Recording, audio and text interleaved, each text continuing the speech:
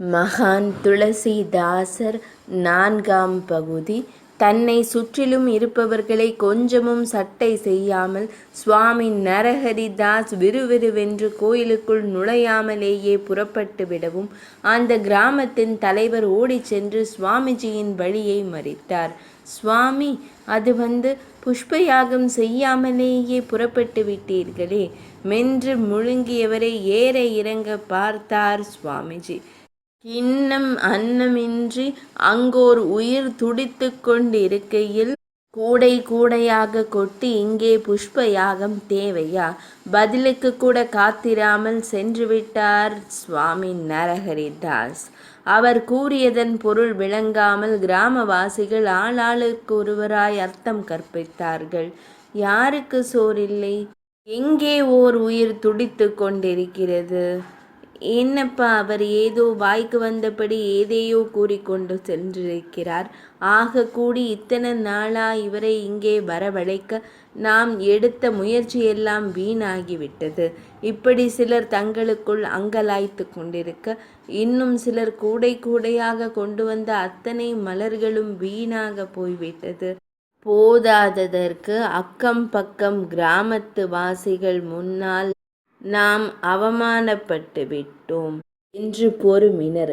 அனுமன் ஆலயத்தில் கைங்கரியம் செய்து கொண்டிருந்தவரோ யாரிடமும் எதுவும் கூறாமல் விழிகளில் நீர் வழிய கர்ப்ப கிரகத்தில் சஞ்சீவி பர்வதத்தை உயர்த்தி பிடித்தவாறு நின்று கொண்டிருந்த ஆஞ்சநேய சுவாமியிடம் மானசீகமாக உரையாடி கொண்டிருந்தார்.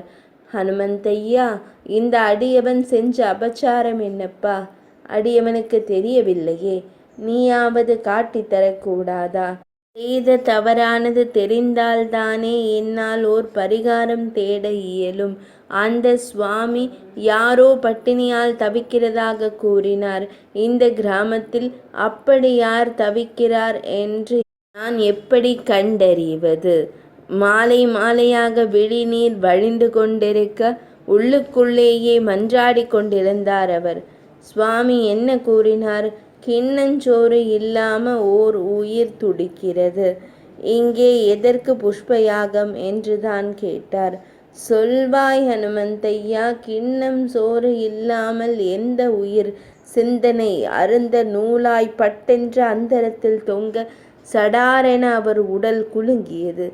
என் ராம்போலா, அவனை 4 நாளாக யார் பார்த்து கொண்டார்கள்? அவன் ஏதாவது உணவு உட்கொண்டானா? அந்த குழந்தைக்கு தனக்கு பசி என்று கூட கேட்க தெரியாதே. அச்சோ ராம்போலா! க்ஷண நேரம் கூட தாமதிக்காமல் சன்னதியை விட்டு அவர் அவசரமாய் வெளியே வந்தவர் ராம்போலாவின் வசிப்பிடத்தை நோக்கி தலை தெறிக்க ஓடினார். இவ்வளவு வேகமாக அவர் ஓடுவது கிராமவாசிகளின் கவனத்தை ஈர்க்கவும் அவர்களும் அவரை ஓட்டமும் நடையுமாய் பின்தொடர்ந்தனர். ஒரே மூச்சாக ஓடி வந்த அனுமான் ஆலய அர்ச்சகர் ராம்போலாவின் இல்லத்தை நெருங்கி தாளிடப்படாமல் வெறுமனே மூடி கிடந்த அந்த ஒற்றை அறை கதவினை தள்ளி கொண்டு உள்ளே நுழைந்தார். 4ஆம் பகுதி இனிதே நிறைவடைந்தது.